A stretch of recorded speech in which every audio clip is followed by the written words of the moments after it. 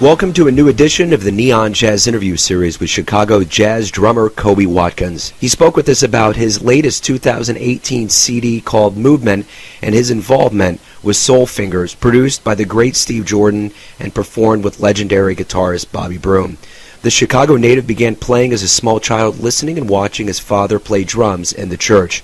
Over time, he has cultivated dynamic relationships with his peers in and out of jazz, Latin, and the gospel community as a drummer, percussionist, and even a mentor. So get to know him and dig this interview, my friends. So, Kobie, you initially reached out to Neon Jazz about a month ago. Thank you for the music, and thank you for being on our radar. It's a pleasure to be able to speak with you. You're welcome. You're welcome. Thank you for giving me a chance, man, because it's my second album, so I'm like, I'm looking forward to it's going to be fun. I got the CD release concert coming up, so it's going to be, have a good time. So. And, you're not playing around. You're on Bobby Broom's latest album, Soul Fingers, which, man, I can't get that thing out of my CD chamber in the car. Oh, man, that's great. Oh, man. And Bobby's a cool cat, just straight up 100% cool. So, You're a rather prolific kind of guy, not only in Chicago, but in the jazz scene. So let me start off and ask you about your involvement, not only with your album, Movement, but also with Soul Fingers. Talk to me about these projects. Soul Fingers has been recorded, oh my goodness, it was recorded in 2015, but Bobby had been working on this music. We have been working on this music since 2014. It all kind of runs together as well. So, but it was cool because we got into the studio. Steve Jordan, the producer, he was really, really helpful and very creative and very just honed in on the things that I needed to adjust in, and not just myself, the drummer, but also maybe the organ or even Bobby himself. So it was a clear vision from Bobby, and Steve Jordan was able to connect with that vision and flower it or make it more robust, with lack of better terminology.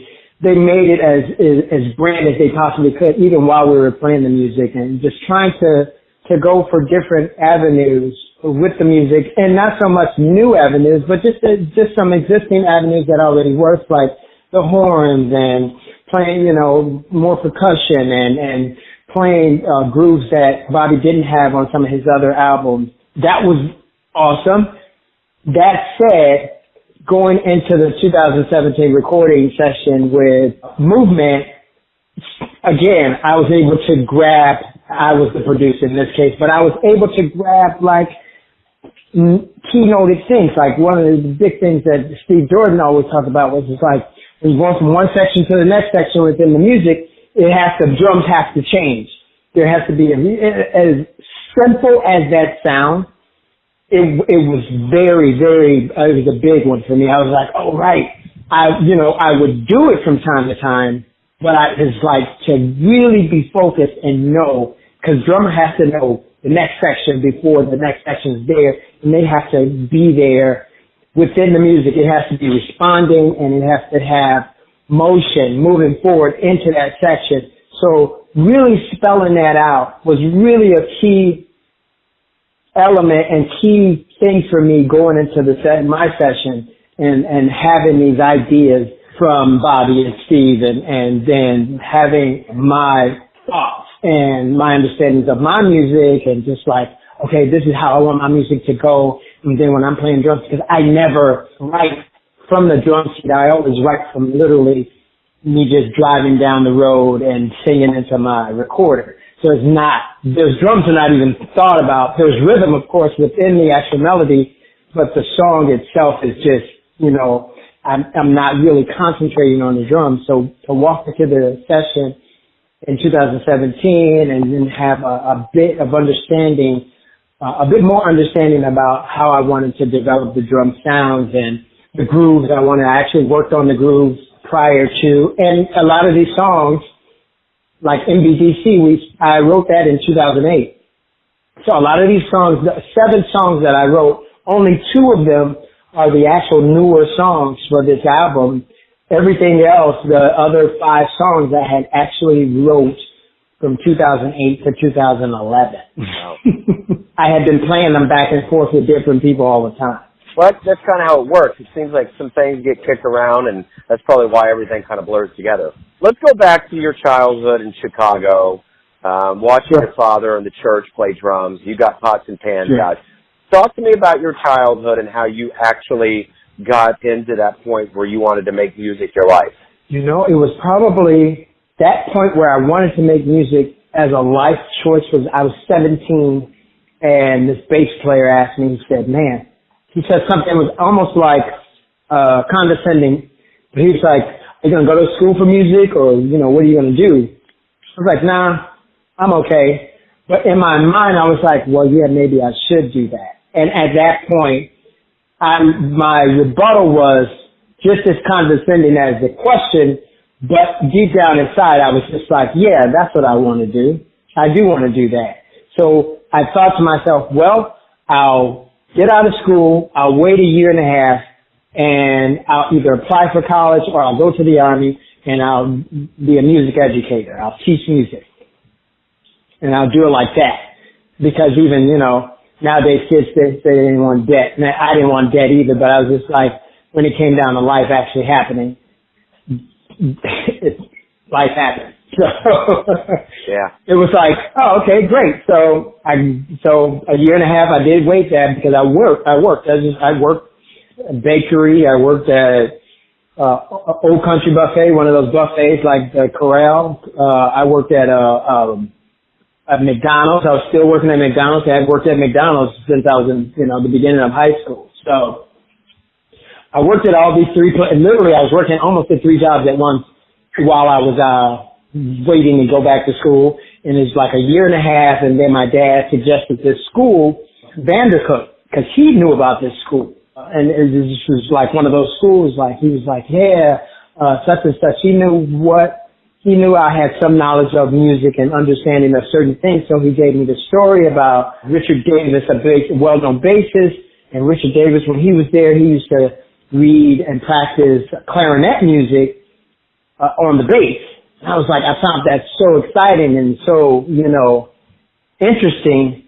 So I was like, oh man, he was like, you should go check it out, because I was like wanting to go to the Army and then use school through that and have Army pay for it. I went, he was like, go check it out, take 2 years. If you don't like it for the 2 years, then go to the Army. I was like, great, good plan. I said, plan. So I went, I auditioned. I got like barely any scholarship money because I wasn't really reading music. I was playing in church. I was listening to music from church. I was listening to church music. I had started listening to smooth jazz and started listening to like GRP, but I wasn't connected. So these are bridges. Got in school, was working on music ed because the school, Vandercook College of Music, only focuses on music education. They have some focus, which is performance while you're there, because you have to be proficient in several instruments, but you don't have to be, you know, clearly like over the top. You don't have to be college. You have to have a high school proficiency ability to play all the different instruments, string instruments, wind, brass. So as I'm working on that, I meet a fella, and this cat, his name's Dennis, and we start literally playing every day after school, jazz standards. He was from Kansas City, actually. So Dennis Winslet, Kansas City cat, he'd come, we'd sit around after school, we'd play these tunes. I didn't know that many standards, probably none, but I could hear form, I could hear tension, I could hear certain things. I did not know what they were. I couldn't tell you what they were, but I could play it. So, so then we would play together, and, you know, we'd talk about the tunes, and then we'd listen to music, listen to a lot of Branford, listen to a lot of Joe Henderson, listen to a lot of Kenny Garrett, listen to a lot of, who else was there? Roy Hargrove, listen to a lot of different people, some Sonny Rollins. So I was able to start putting stuff together and start listening to some of these standards, and then we would always go to jam sessions. And now, at the same time, I'm in school. I'm like, all right, I had to go to the jam session, but I had to come back and write this paper. So there's always this, you know, duality of life happening. And then I had another friend, he started getting into the Latin scene, and so I started going to the Latin clubs. So that sophomore, junior year, senior year, I was just like trying to do work, making sure I got my grades right, and still going out. And it was like, and this is my 20s. there's no better time in life to do this. You burn the candle on all sides, the top to bottom and all over the place. It's like, so you just go and do it. And you know, I'm not out there like, you know, I'm not doing drugs. I'm not doing, you know, I'm not an alcoholic. So it's just like, wow, it was all happening for me to consume at that time naturally. It was such a natural high to go home and wake up and know that, okay, next day you can push, let's do something else. And it was such a joy to have those opportunities in Chicago and hone those crafts, even still being in church a little bit. And so, you know, but having the understanding of that connectivity in music from church. So then as you grow up, you start connecting those spirit or energy of music, and they start to fuse, and then you start understanding, oh, I have a certain thing that no one else may or may not have. And then I start traveling, I start hearing, I start listening and paying attention. You know, you hear different cats that say, yeah, I came out of church, or, you know, and they're jazz musicians, or, hey, I came out of church, and they're, you know, some type of, you know, they play in the jazz, but it's a difference. Like, I knew that what I have to offer is different. So understanding that, not in an arrogant sense and not in a condescending or a big me little you sense, but it was just like, oh, what I have, I need to work on. I need to continue to develop what I have. And even to this day, I'm like, oh man, okay, I need to, as I listen to certain things, I need to continue to develop certain things so that I'm stay in tune with what God has given me, as opposed to trying to reach out to what everybody else has and trying to grab that. I think it's super important to understand that. And I think it's super important, like, to have the ears and gravitate, and pull from what you know, I was born in church. So I gravitate to that and I listen to that and, you know, saw and watched my dad in certain ways. And what that did for me was elevated my awareness of how music should be driven, how it should rise and fall. And it, you know, it wasn't very many times I was able to watch him, but he was a master musician, and in a way that he was able to talk music to me. And that's how my brothers and I, we were able to develop just by conversation. And that's amazing, actually, to be able to talk and of course I had lessons with him too, but not like lesson after lesson, but it was just like his conversation about the music was more, connected than just listening, just going and listening to people play all the time. And of course I did both, but, it was great, just amazing. And I was never, I tell people all the time, they're like, you got your sons, are they in music now? I was like, you know, I'm not pushing them. My dad never pushed them. And that's why I've never gotten burnt out, which is really cool, because he never just like pushes, you gotta do this, you gotta do that. It's like, if you're doing this, you need to do this. If you're doing this, you need to do that. If you're doing it, you know. One time my arm was sticking out the bus. He was like, hey man, if you want to play drums, you want to keep that arm, you might want to pull your arm into the bus. I was like, man, that's knowledge right there. That makes perfect sense. I pulled my arm in. I was a teenager though, but it's like, you know, most teenagers, they would have been super rebellious and been like, you know, but he put it in a way that made sense, you know, it was cut to the core. And it wasn't mean-hearted or anything. It's just like, hey man, if you want to play drums, you know, you might want to pull your arm in if you want to keep that arm. Like, yeah. Oh, okay. Yeah. Listening. It's just listening. If you just want to segue to that, but go ahead.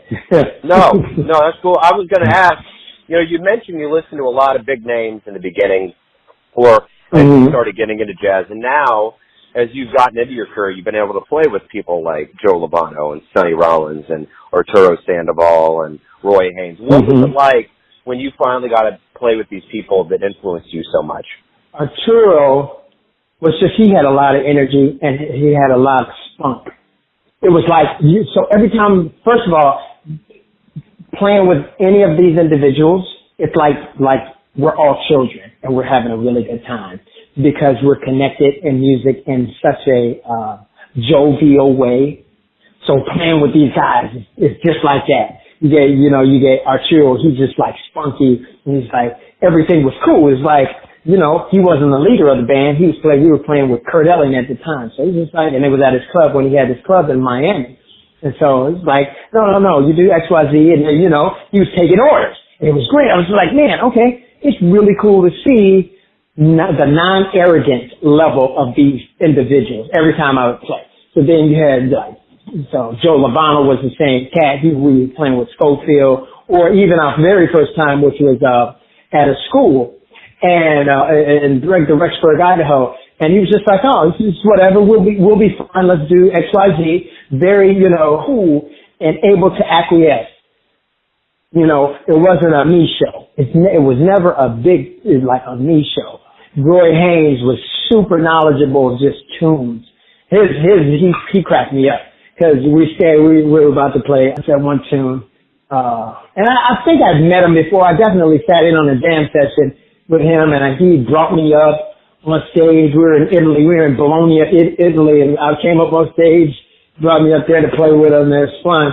But we were doing something with Sonny, and Sonny said, oh, we're going to play this tune. I forget the name of the tune. I can sing it. I'm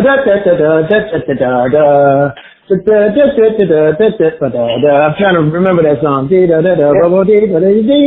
So we're singing, he's playing that song. He's like, hey, Roy, you know this song? You remember the song? And it was like, he was like, Sonny was the older guy, and of course he was, but it was like two brothers. It was like, hey, remember this song from our childhood type thing. And that's the cool thing Sonny loved about Roy, because Roy knows so many tunes. So Roy's like, oh man, I don't think I remember that song. And so Sonny's playing it, and he's like, what was it? No, it was a So he's playing the head, he's playing just the A section. Then the B section came, and Roy played it like verbatim. And I was like, oh my gosh. It was like, we're all sitting there playing. I'm like, man. He was like, oh yeah, Sonny, I now remember. He was like, and Sonny turns around at him and like wiggles his finger like, yeah, like you're trying to play, like you don't know. But it's just like this amazing thing that happened. That was so fun. I was just like, man, like he knew this tune. Or maybe it was just like, of course it got away from him for a second. But as soon as he came in, he was playing in tune. He played exactly what Sonny was playing from the recording. Whichever recording Sonny was playing it from, it was like spot on. I was like, whoa. It was absolutely amazing. It was like, just to see cats like that be able to work together in such a joyous way. When I walk away from that kind of stuff, it was fun. And then, then Roy and we got to walk down the street and we started talking about politics. And it's just like, I was like, oh my goodness, this is insane. So, but it was so much fun. It was like so much fun, just playing with these different large name individuals that you don't think of it as it being a overwhelming thing. Especially it was a bit overwhelming meeting Sonny and like, okay, so I met him and I got into this big elevator and it's his publicist and his nephew and his manager. And I was like, oh my goodness. I was like, is this what it's like? This is the real world weirdness. But it was just me just being weird. So, but it was, I had never been around like that level of activity. So it was just different activity. It wasn't bad. It wasn't, one of those things. It was just like, it's just a different level of professionalism. And so get on the elevator and I got a little weird and he's like, hey, yeah, nice to meet you. We're going to do X, Y, Z. Peter's going to get in contact with you, blah, blah, blah, this, that, and the other. But then once I did the audition with Sonny, it was like playing in a jam session. I was like, oh yeah, I know this shit. He's like, we're gonna sing this song. We're gonna start off with 2, then we're gonna go to 4, and go back in 2, and then you'll just hear it from there. And so we started playing without a song. And so it was just like, once he played the first note, and Lee, because Sonny, he'll play. And it's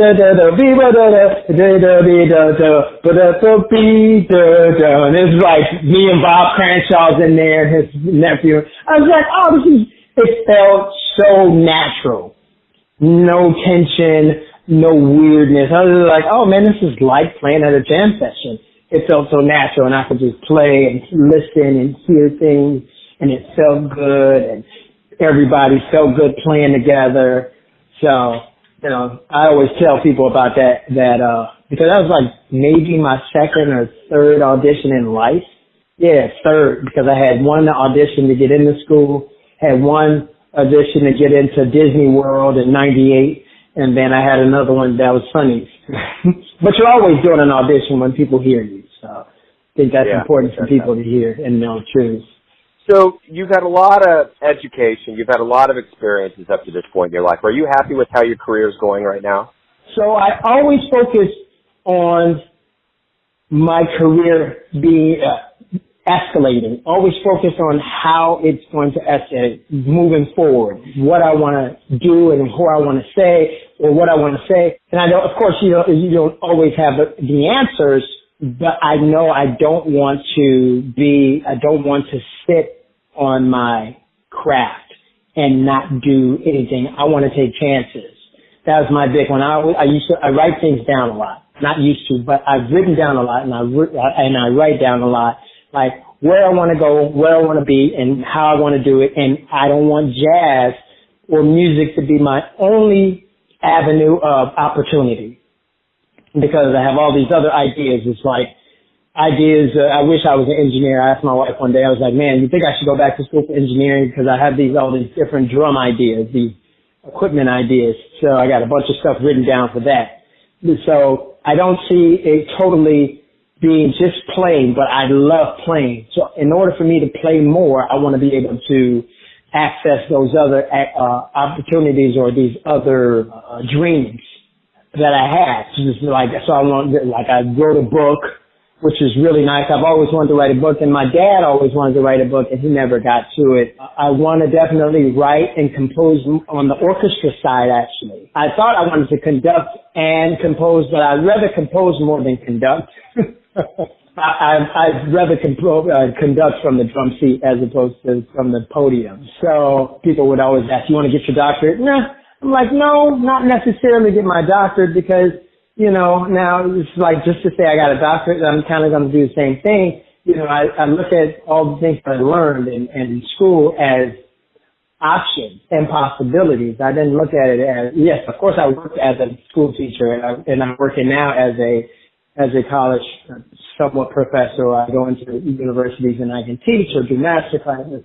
And I think that's awesome, because I want to have the training to do it, but I also have to still continually research, and not just research music, but I also have to research environment and people, society, because that changes vastly. And the music changes. Keeping that in motion, I want to always have my career in escalating mode. It doesn't have to be I'm escalating or I'm moving, every 5 steps, or I'm moving every 2 steps, but it can be 1 step at a time, or I can just ride that 1 step as long as that step is moving upward, as long as there's no lateral movement. Sometimes I used to think, when I was living in Chicago, and that's one of the reasons I got out, I said, well, I could stay in Chicago and I can do the Ravinia gig, and I can do there was another gig I had, the Jazz Institute. I can teach at Chicago State, and I can do the gigs, and I can travel in and out of the country and just stay right here in Chicago and make all these things and continue on. And I was like, man, but that's staying where I started. So I was like, I got to get out. Well, first of all, the environment of Chicago was toxic for me and how I think and how I feel about individuals. So I was like, first of all, I got to get out of Chicago because there's way too many angry people here. Yeah. I was like, so I got to get out of here. And then another, but the bigger picture for me was getting out on my own as a man away from where I came from. Seeing if I could do it someplace else. Can you survive and thrive someplace else using what God gave you? So that was my big move. Like 2007, I left. I was like, great. I put a plan together and I got out of there. And as again, moving forward. And guess what? I moved to Jersey, and I had already been working with Kurt Elling. And I had been working with Sonny Rollins, and I worked with Sonny, but Sonny let me go just before I moved. I had did 5 shows with him in 2007, and then he was like, "Yeah, no, I'm going to go a different direction." I was like, "Okay." And so then I moved anyway. I still had gigs in Chicago. I moved anyway. I had plans. I had money. I had already on the apartment that I got in Jersey, and I moved anyway. I had a brand new car. I was like, something's going to happen. Either I'm going to substitute teach or something's got to happen. The second week I was there, Kurt Elling called, "Hey, you got the chair is open for the rest of this year. Let us know if you want to play." Yep, I sure do. Right on. Absolutely. That sounds, but you have to have faith. You got to have faith in the universe and the system and God that made the universe and the systems that he made and the systems that you're creating around yourself and the people that you know and the people that you don't know. It's like, don't just give up. Don't throw in the towel. So that's how my career is right. Even now, like I got this concert. I'm trying to produce my own concert. I'm like, the last thing I want to do is not finish what I start. As many obstacles that come up and are still coming up, man, my thing is never throw in the towel. I got to move forward because I don't know what's going to happen. And you can stop. You can give up. And that's fine. You know what's going to happen if you give up. And you just kind of, but you don't know what's going to happen if you just do it. Regardless to the money, regardless to the obstacles, the family obstacles, you just got to do it. So that's how my career, that's how I'm focusing in my career. I got to move forward. I may not make all the right decisions. I may not always have the right attitude, but you always but you have to walk and move forward. Otherwise, there's only one way to walk anyway. So yeah, why not walk in that direction? Yeah, without a doubt. So, use that. Yeah, that's how I'm looking at my career, today even, and the rest, moving forward. So let me get to the essence of you. I'm going to ask you this. It's my final question because you've really hit a lot of points over our conversation here, and I want to know this. Everyone has a perception or a version of who they think you are. Your family, your friends, your fans, but you know who you are. So tell me, who do you think you are? I am a hardworking, energetic, focused, silly, joyous person with many, many flaws, character flaws, and many relational flaws. Yeah. Cool. Yeah. I like it. And this question tends to be the hardest one, and sometimes it's just the most succinct one that you can put out there. So, Kobie, thank you for opening up about your albums. You've had such a great career. I'm looking forward to seeing how it unfolds, and hopefully we'll see you in Kansas City at some point. Oh, please, yes, I got to get there. Yes. Thanks for listening and tuning in to yet another Neon Jazz interview, where we give you a bit of insight into the finest players in Chicago, Kansas City, and spots all over the world, giving fans all that jazz. And thanks to Kobie for his cool, his music, and his stories. If you want to hear more interviews, go to Famous Interviews with Joe Domino on the iTunes Store. Visit neonjazz at youtube.com. And for everything Neon Jazz, go to the neonjazz.blogspot.com. Until next time, enjoy the jazz, my friends.